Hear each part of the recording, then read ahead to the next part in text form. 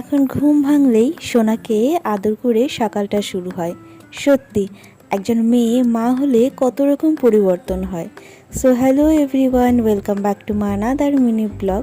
তো সকাল থেকে আমি কি করি আজকে সেটাই তোমাদের সাথে শেয়ার করব। তো যাই হোক, আমি সকালে উঠে পড়েছি, সকাল বলাটাও ভুল হবে, এখন মোটামুটি বাজে 8:30 আর আমি উঠে পড়েছি এখন। আর উঠেই সবার প্রথমে, যেহেতু আমরা বাঙালি, ঘর ঝাড়ু দিতেই হবে আমাদের, তো সেই ঘরটা আগে ঝাড়ু দিয়ে নিচ্ছি।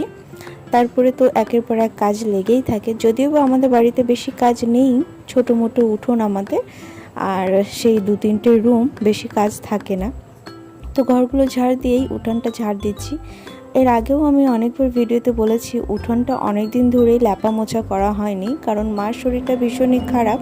আর আমি যেহেতু এখন লেপতে পারছি না, সেই জন্য, না হলে আগে গোবর আর মাটি দিয়ে উঠোনটাকে লেপলে কিন্তু বেশ সুন্দর লাগে। তবে যাই হোক, কিছু করার নেই, মানুষের শরীর আগে।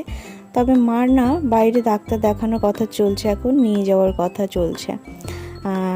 আজকে নিয়ে যাওয়ার কথা রয়েছে, দেখা যাক কী হয়। তো যাই হোক, উঠোন ঝাড় দেওয়ার পরে আমি চলে আসি বাসন মাজতে। কোনো দিন রাত্রেবেলায় বাসন মেজে রাখা হয়, তবে কোনো দিন আবার সকালের জন্য রেখে দেওয়া হয়, মানে রাতের যে বাসনটা থাকে। তা যাই হোক, এখানে বাসন কুসন মেজে নেব। মেজে নেওয়ার পর আমার সোনা বাপ্পার যত জামা কাপড় রয়েছে ধোয়ার মতো, সেগুলো আবার জোগাড় করে নেব, ওগুলো ধুয়ে দিতে হবে, কারণ যত সকালবেলা ধুয়ে দেব ততই কিন্তু তাড়াতাড়ি শুকিয়ে যাবে। আর আমার সোনা বাবা যতক্ষণ ঘুমিয়ে থাকে, আমি সেই সময়টুকুর মধ্যেই সব কাজ করে নিতে চাই। যেহেতু ছোট, একটু পরপরই কিন্তু উঠে যায়, বেশিক্ষণ যে একটা লম্বা ঘুম দেবে সেরকম কিন্তু নয়। তা যাই হোক, গল্প করতে করতে আমার কিন্তু বাসন মাজাও হয়ে গেল। গোনাচোনা কাজ, এই সমস্ত কাজই কিন্তু রেগুলার থাকে। সকালবেলা উঠে ঘর ঝাড় দেওয়া, উঠোন ঝাড় দেওয়া, বাসন মাজা। আর এই দেখো, সোনার প্লাস্টিকটা আমি ধুয়ে দিচ্ছি, একটু নোংরা মতো কিছু মনে হচ্ছিল তার জন্য। তা যাই হোক, এগুলো করে নিই, তো তারপরে আমি ব্রাশ করে নিচে ফ্রেশ হয়ে নেব। তো মোটামুটি কাজ হয়েই এসেছে, এখন ফ্রেশ হওয়ার পর আমাদের খাওয়া দাওয়া। আর মার যেহেতু শরীরটা খারাপ, দোকানেও থাকে, আবার বাড়িতে এসেও এই সমস্ত কাজ করে, আমি তাই বারণ করি।